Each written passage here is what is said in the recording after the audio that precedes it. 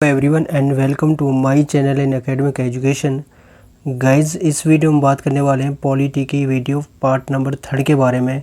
तो गाइज जो पार्ट 2 था उसमें हमने तीसरी अनुसूची तक जो है कंप्लीट कर लिया था। अब इसमें हम चौथी अनुसूची से स्टार्ट करेंगे। So guys without wastage of time let's start the video. चौथी अनुसूची राज्य और केंद्र शासित प्रदेशों की सीटों का आवंटन है। क्या है चौथी अनुसूची में? क्या है? राज्य और केंद्र शासित प्रदेशों की सीटों का आवंटन है। पांचवी जो अनुसूची है उसमें अनुसूचित क्षेत्रों और जनजातियों अनुसूचित क्षेत्रों और जनजातियों के प्रशासन और नियंत्रण के संबंध में प्रावधान है।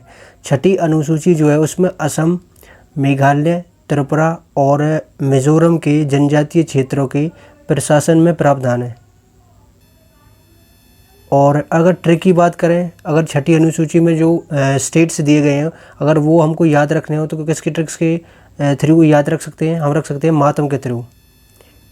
M4 Mizoram, A4 Assam, T4 Tripura, M4 Meghalaya. सातवीं अनुसूची जो है वो यह अनुसूची 3 विधायी सूचियों से संबंधित है। फर्स्ट तो है यूनियन लिस्ट संघ सूची, सेंटर के पास है। जो यूनियन लिस्ट होती है इससे जो संबंधित जो जितने भी विषय हैं वो सेंटर के पास होते हैं। पहले विषय जो तो यूनियन लिस्ट में वो थे 97 विषय, लेकिन अब जो है यूनियन लिस्ट में वो विषय हैं 100। स्टेट लिस्ट राज्य सूची ये राज्य सरकार के पास होती है। पहले विषय थे 66, लेकिन अब जो विषय हैं स्टेट लिस्ट में वो है 61।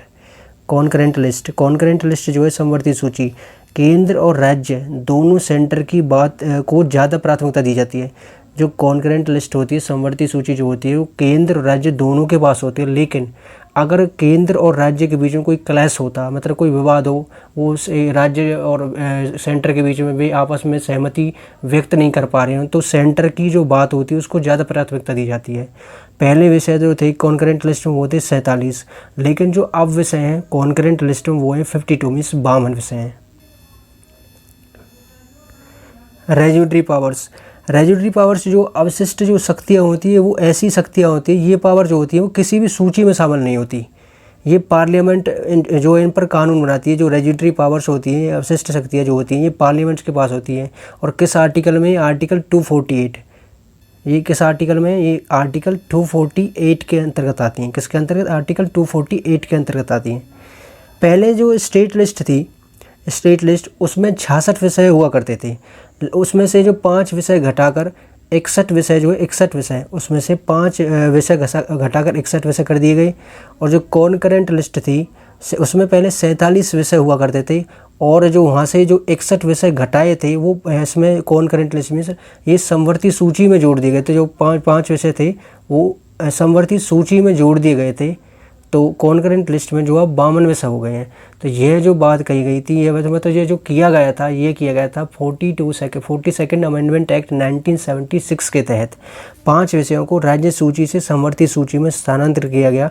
वो 5 विषय कौन कौन से हैं? वो हैं education, forest, weights and measures, protection of wild animals and birds and administration of justice. क्या है? Administration of justice. 8वीं अनुसूची में क्या है? 8वीं अनुसूची जो है वो किससे संबंधित है? 22 ऑफिशियल लैंग्वेजेस मीन्स मान्यता प्राप्त, मतलब जो हमारे संविधान की जो 8वीं अनुसूची है वो उस 22 ऑफिशियल लैंग्वेजेस से संबंधित है। कौन कौन सी 22 ऑफिशियल लैंग्वेज? असमिया है, मणिपुरी है, मराठी है, नेपाली है, उड़िया है, पंजाबी है, संस्कृत है, संथाली है, सिंधी है, तमिल है, मैथिली है, तेलुगु है, उर्दू है, मलयालम है, बंगाली है, बोडो है, डोंगरी है, गुजराती है, हिंदी है, कन्नड़ है और कश्मीरी है और कोंकणी है।